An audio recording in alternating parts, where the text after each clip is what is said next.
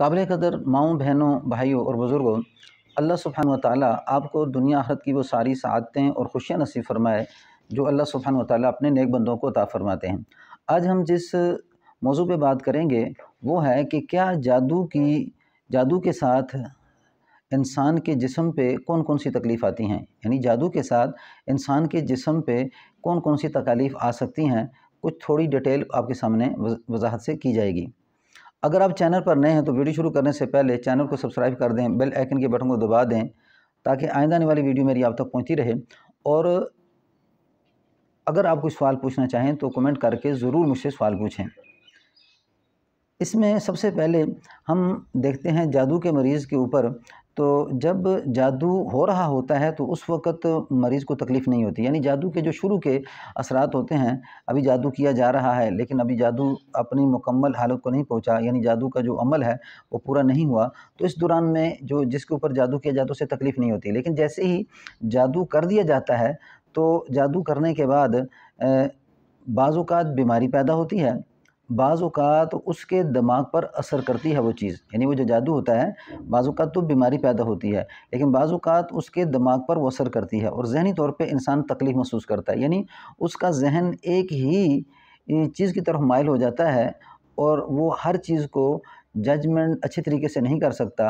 اور ایک ہی طرف اس کا رجحان بڑھتا چلا جاتا ہے، اور ذہنی طور پہ یعنی کہ ڈاکٹر اس کو ذہنی مریض کہتے ہیں، یعنی اس کا ذہن قابو کر لیا جاتا ہے جادو کے ذریعے سے اور اس پر ایک جمود سا چھا جاتا ہے، اور یہ یعنی کہ جادو کے ذریعے سے بیماری بھی پیدا ہو سکتی ہے، اور جادو کے ذریعے سے ذہن کو کنٹرول کر کے اس کا ذہن ایک ہی طرف مائل کر دیا جائے اور پھر وہ دوسری باتوں کو سمجھنے اور کرنے کی صلاحیت کو کھو بیٹھتا ہے۔ اب ایک تو یہ چیز ہے، پھر دوسرا حضرت موسیٰ علیہ السلام کی اس جادوگروں کے سامنے جب موسیٰ علیہ السلام کا آمنا سامنا ہوا تو وہاں پہ جو حضرت موسیٰ علیہ السلام کے اندر جو چیز پیدا ہوئی ہے، تو وہاں پہ جو قرآنی الفاظ چل رہے ہیں، قُلْنَا لَا تَخَفْ إِنَّكَ أَنْتَ الْأَعْلَىٰ، ہم نے کہا کہ تو نہ ڈر، قُلْنَا لَا تَخَفْ إِنَّكَ أَنْتَ الْأَعْلَىٰ، بے شک تو ہی بلند ہوگا، یعنی موسیٰ علیہ السلام نے ڈر محسوس کیا، خوف محسوس کیا، تو یعنی جادو کے عمل سے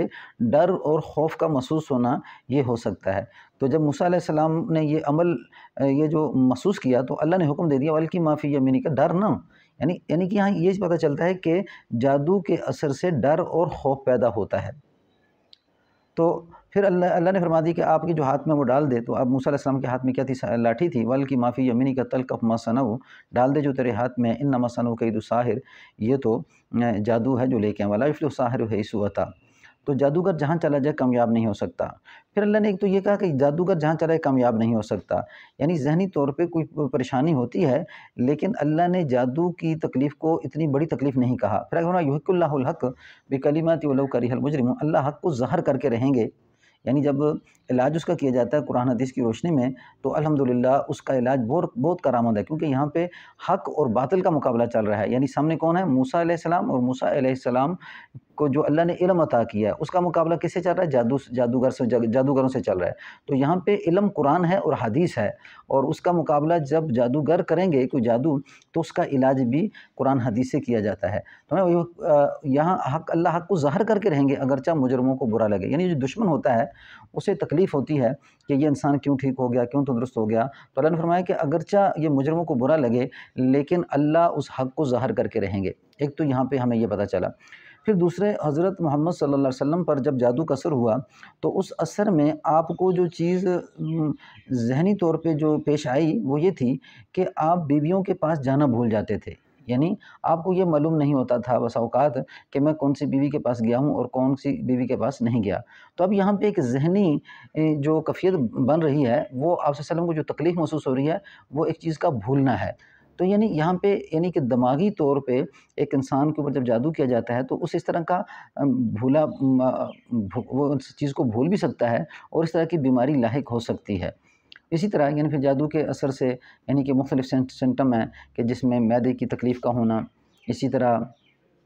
جسم میں درد کا ہونا، جسم پہ بوجھ کا محسوس ہونا، یعنی کہ اس میں بعض ظاہری طور پہ جو علامات نظر آتی ہیں جنات کی ہوتی ہیں لیکن وہ اکثر جادو کے ساتھ ہوتی ہیں جو جنات کو انسان پہ مسلط کیا جاتا ہے۔ یعنی جنات کو جب انسان پہ مسلط کیا جاتا ہے تو یہ مختلف قسم کی بیماریوں کا شکار ہو سکتا ہے۔ یعنی جب یہ ڈاکٹری علاج کے پاس جاتا ہے تو یہ بالکل اس سے ہٹ کے ہوتی ہیں، یعنی ڈاکٹری جو ٹریٹمنٹ ہے وہ اس کو سمجھنے سے قاصر ہو جاتی ہے اور پھر انسان گولیاں کھاتا رہتا ہے، تو اس طرح کی کیفیت ہوتی ہے۔ تو یعنی جادو کے ذریعے سے انسان کے جسم میں بیماری بھی پیدا ہوتی ہے، اس کو بھول بھی پیدا ہوتی ہے، ذہن ایک طرف مائل ہو جانا، یعنی اسی طرح ایک ہی چیز کی طرف اس کا ذہن بار بار جانا، اس طرح کا مسئلہ بھی ہوتا ہے۔ تو یعنی انسان بڑی سمجھداری کے ساتھ، یعنی یہ قرآن جو علاج ہے قرآن حدیث کی روشنی میں، جادو، نظر، جنات کو، ساری بیماریوں کا، اس علاج کی طرف ساری بیماریوں میں توجہ کرنے کی ضرورت ہے، جس سے آہستہ آہستہ بدن سے انسان کے بیماری نکلنا شروع ہو جاتی ہے، اور الحمدللہ اتنا فائدہ ہو جاتا ہے کہ اتنا ڈاکٹری ادویات سے نہیں ہوتا، کیونکہ یہ اللہ کا اعلان ہے، قرآن کا اعلان ہے، قل هو للذین آمنوا ھدی وشفاء، کہہ دو ایمان والوں کو یہ قرآن ان کے لیے ہدایت بھی ہے، شفا بھی ہے، والذین لا یؤمنون فی آذان وقر علیہم عمی، وہ لوگ جو یقین رکھتے ہیں ان کے کانوں میں کیلیں اور ان کی آنکھوں میں اندھا پن ہے۔ تو یعنی اللہ نے بالکل واضح بتا دیا کہ ان کی کانوں میں کیلیں، ان کی آنکھوں میں اندھا پن ہے، یعنی بات سمجھ نہیں پاتے اور دیکھ نہیں پاتے، جس وجہ سے وہ بات کی تہہ تک نہیں پہنچ سکتے۔ تو اس کر کے اس علاج کو ضرور اپنا مقصد بنا کے کیا جائے، بیماریوں میں بھی ہو، اگر جب کسی پریشانی میں ہو، کسی تکلیف میں بھی، اس علاج کو کوئی کامل عامل ہو یا کوئی کامل آدمی جس علاج کو سمجھنے والا ہو، اس کے پاس جا کے اس سے علاج کروایا جائے۔ اگر آپ میں سے کوئی علاج کروانا چاہے تو میرا یہ نمبر ہے 0343 9713 528۔ اللہ آپ کو جزائے خیر دے۔ السلام علیکم ورحمۃ اللہ وبرکاتہ۔